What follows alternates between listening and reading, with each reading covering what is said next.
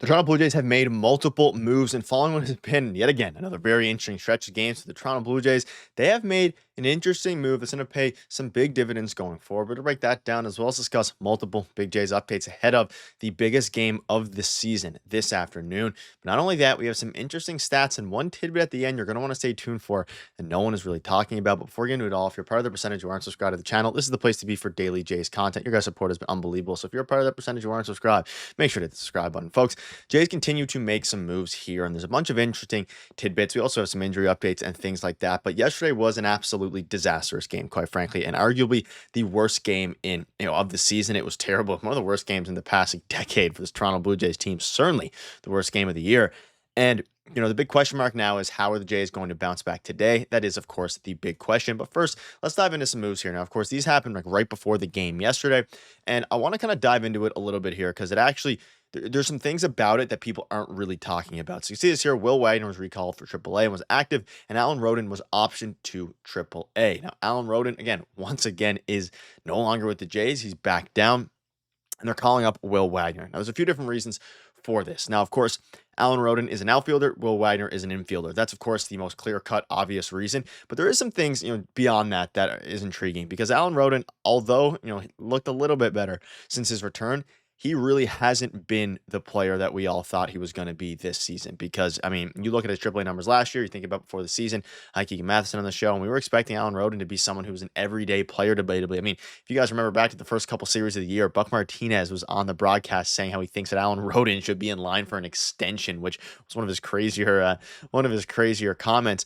But the Blue Jays, and here's the reason behind it. The Blue Jays want Roden to get regular playing time and didn't have it in the majors, hence him being optioned for Will Wagner.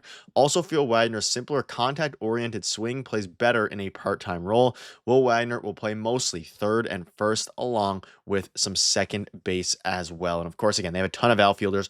Dalton Varsho is nearing a return as well.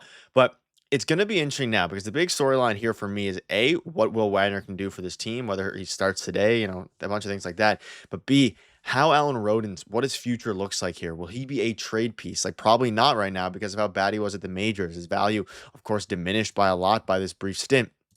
How will Will Wagner play?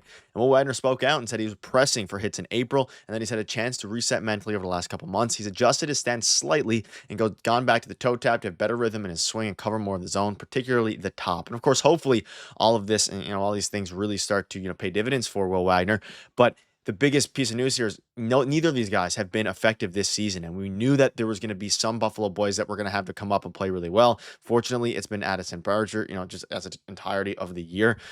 Barger's been that guy, but if you can get something from one of Will Wagner or Alan Roden, I don't know if we see Roden again the rest of the year. The trade deadline's approaching. Roster spots are very difficult to, come by at this point, and of course for him, of course, on the 40-man roster still, but you need to be able to make an impact with your time here. And now the Jays are in a position where they are probably going to go ahead and look at some other options for, that spot, whether that be at the deadline, whether that be adding another bat. If they add a lefty power bat at the deadline, there goes Alan Roden's playing time, right? Or even for the sake of this, Will Wagner. So it's going to be interesting. And at this point, the Jays simply have too many outfielders, even without Dalton Varsho and Anthony Santander. Alan Roden's time will come. The talent is there. Just have to wait for the right opportunity. And let me know down below, are you concerned about the Alan Roden, experiment and how things have went? Or do you still think, he's young? I'm a little, concerned about his lack of ability to, even when he got sent down, he came back, production, right? And his ability to adapt to major league pitching. He hits a lot of ground balls. He was putting a lot of chances, even in the 9-hole, where he could have come out and really shined and, really just developed and, kind of just improved for this team and really showed them what he got. Fortunately, he wasn't able to do it, and it's unfortunate. He finished at least what was a lot of this year, 42 games with an 65 rather OPS plus, so well below league average, and it's going to be interesting. And on the flip note here, on the flip side of it, you have Will Wagner, who's also older, but he's hit for a 44 OPS plus. And again, he's made some changes, he's made some adjustments to his batting stance and his hitting rhythm, but hopefully one of these two guys can make an impact, because at the end of the day, it's going to be crucial to see what they can actually do going forward, and very intriguing. We'll probably see Will Wagner play today potentially, depending on who ends up, how things are ending up going, depending if it's a lefty on the mound, all these different things. Let me know down below what your thoughts are on this move. Again, are you disappointed in Alan Roden, or do you think it was just part of the way it goes? But let's move on now to the start yesterday. Now, I mean, it was a disaster. Chris Bassett gave up 9 runs. The bullpen was rough. Mason Flaherty, rough again. Paxton Schultz probably going to get sent down here soon with the return of Jimmy Garcia, which we'll cover in a minute here. But Chris Bassett gave some interesting insight following the game, and he said that he felt he didn't have many mistakes, but he still got hit. Post-game, he wasn't sure why yet. I have a lot of respect for Alex Cora, the Red Sox, and everything they do over there. I've got to dive into everything. Am I being too predictable, or am I tipping? And he basically went on to say that, he felt his confidence level regarding his pitches was pretty high. He just kept getting hit. Now, I don't know if he was pitching. Either way, it's a class act response. And even if he was tipping, that's not, the Red Sox fault. Obviously, if any team is tipping, you want to be able to do that. I hope the Jays, if they found a tip from a pitcher on the opposing team, even if it's the Red Sox, they'd be able to go ahead and take advantage of it. But hopefully Chris Bassett can figure it out. A few rough starts. He's a lot worse on the road than he is at home this season based on ERA. Bichette randomly as well is a lot worse on the road than they are home. Like, the Jays are great at home. They've been struggling on the road. And that's why, you come the first game of this series a couple days ago, you were, Jays fans, myself included, were at, an all-time high for the season. And then you just get taken down by one of the worst losses we've ever seen. So it's very interesting. And, Chris Bassett's comments here kind of reinstill some confidence in me for his next start. I mean, he's always going to be steady and pretty dominant at times, but also shaky at times. But it's going to be interesting. They remain 44-38. And again, it's a very crucial part of the year. This is absolutely crucial. And that's why each of these moves matters so much. You're so close to the trade deadline now. Moves can happen. You're a month away.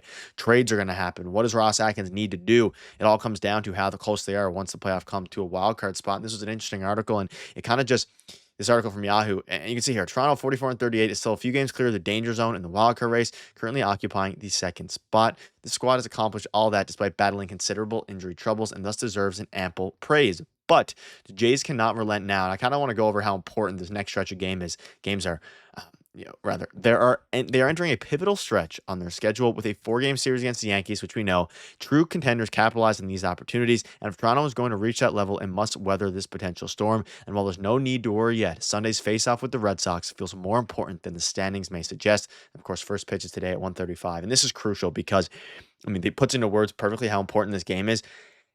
A few different things. One, you're in the middle of a 16-game stretch straight. You need to win games like this, and obviously you're going to be tired and things like that. 2, you are going up against not only an AL East opponent who's on your tail in the wild card spot in the Red Sox, but you play the Yankees right after. You need to win. I said in yesterday's video, as many games as you can to take advantage of as many, just getting further and further ahead of the wild card as you possibly can. This is a crucial game. You win today's game, you go into the Canada Day series feeling good. You beat an AL East team in the series. If you lose, vibes are weird, and then it makes, game 1 a must-win against the Yankees. So it's going to be interesting there.